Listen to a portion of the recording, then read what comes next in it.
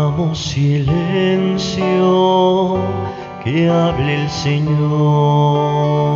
Buenos días, querida comunidad. El Evangelio que compartimos el día de hoy es el Evangelio según San Lucas.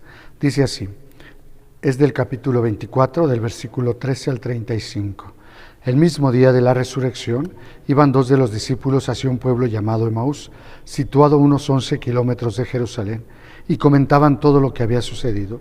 Mientras conversaban y discutían, Jesús se les acercó y comenzó a caminar con ellos, pero los ojos de los discípulos estaban velados y no lo reconocieron. Él les preguntó, ¿de qué cosas vienen hablando tan llenos de tristeza? Uno de ellos, llamado Cleofás, le respondió, ¿eres tú el único forastero que no sabe lo que ha sucedido estos días en Jerusalén? Él les preguntó, ¿qué cosa? Ellos le respondieron, lo de Jesús el Nazareno, que era un profeta poderoso en obras y palabras ante Dios y ante el pueblo. Cómo los sumos sacerdotes y nuestros jefes lo entregaron para que lo condenaran a muerte y lo crucificaron. Nosotros esperábamos que Él sería el libertador de Israel, sin embargo han pasado ya 3 días después de que estas cosas sucedieron. Es cierto que algunas mujeres de nuestro grupo nos han desconcertado, pues fueron de madrugada al sepulcro, no encontraron el cuerpo y llegaron contando que se les habían aparecido unos ángeles, que les dijeron que estaba vivo. Algunos de nuestros compañeros fueron al sepulcro y hallaron todo como habían dicho las mujeres, pero a Él no lo vieron.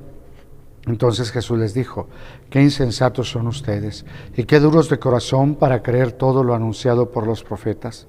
¿Acaso no era necesario que el Mesías padeciera todo esto y así entrara en su gloria?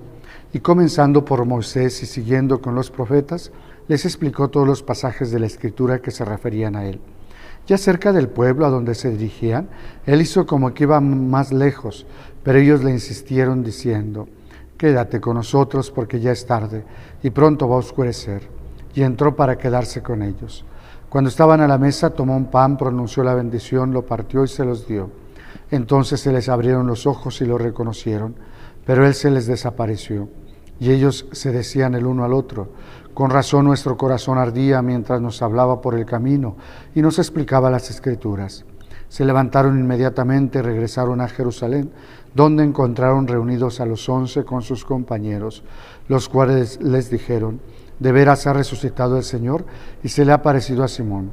Entonces ellos contaron lo que les había pasado en el camino y cómo lo habían reconocido al partir el pan. Palabra del Señor, gloria a ti, Señor Jesús. Hoy nos encontramos con los discípulos de Emaús. Ya habíamos dicho cuando iniciamos esta semana de que íbamos a estar escuchando varios textos donde se aparece Jesús a los discípulos. El día de ayer decíamos que María Magdalena está llorando mirando hacia el sepulcro, es decir, mirando siempre sus heridas, mirando siempre lo que a ella le está impidiendo levantarse, mirando a la muerte.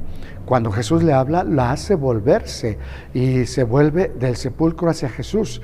Y es ahí donde empieza su caminar para anunciar a Jesús. Este es el convencimiento que ella lleva. En su caminar no tiene otra cosa sino la imagen de Jesús resucitado, que le ha mandado que vaya y predique ese mensaje. Sin embargo, ahora nos encontramos a 2 discípulos con una actitud distinta.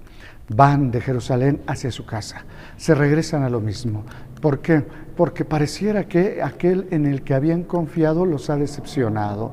No hay cosa más grande en una amistad, en un matrimonio, en una familia que la decepción. La decepción, cuando nos lastima, puede hacer que dejemos todo y echemos a andar hacia el lado contrario, hacia el lado que no es. En este caso, eso es lo que sucede con los discípulos. Pero no solamente eso, sino que van alimentando su desánimo con los comentarios. Ellos van platicando y van diciendo, es que nos decepcionó, es que no fue como él dijo, es que tantos enfermos que sanó y no pudo sanarse él, etcétera. Van alimentando al fin y al cabo su decepción. Resulta que se acerca Jesús y Él les da un alimento distinto. Van de camino, lo primero que hace Él es hacerlos que se desahoguen, los hace hablar. Y ellos empiezan a decirle todo lo que siente su corazón. Ya que se desahogan, entonces ahora sí Jesús les empieza a hablar de la palabra de Dios. Empieza desde Moisés y recorre toda la Escritura diciéndoles, aquí es donde se había hablado todo lo que pasó. No es otra cosa sino alimentar su fe con la palabra de Dios, alimentar su fe con lo que ellos ya conocen, contrario al desánimo que iban alimentando ellos. Pero antes, lo primero que hace es que saquen toda aquella frustración y aquel sentimiento de decepción que traen, para entonces llenarse con la esperanza, llenarse con la palabra de Dios. Ellos experimentan en su corazón que algo arde. ¿Por qué? Porque Jesús les va hablando, Jesús les va hablando a su corazón, Jesús les va hablando a cada uno de ellos. Y vean ustedes cómo termina. Termina que llegan a la casa, Él hace como que se va y ellos dicen, quédate con nosotros. No vamos a poder seguir adelante si no te quedas con nosotros. Y Jesús vuelve a decirles, o vuelve a hacer el signo de cómo se va a quedar entre nosotros. Parte el pan y después desaparece. No es otra cosa sino decirnos cómo te tienes que alimentar en el camino de la vida hasta que llegues a la casa del Padre. Primero con la palabra de Dios y segundo, teniendo presente de que Jesús está en medio de nosotros cuando partimos el pan. Ese es el alimento que tienes que sostenernos mientras vamos de camino. Dios quiera que no nos alimentemos más bien del desánimo. Es que no me escucha, es que no atiende mis oraciones, es que me dejo sola, es que pareciera que Dios no existe. Y eso alimenta el desánimo y lo único que hace es alejarnos de Jerusalén donde está Jesús. Pero si nos alimentamos de la palabra de Dios y de la Eucaristía, ténganlo por seguro que siempre vamos a experimentarlo en medio de nosotros.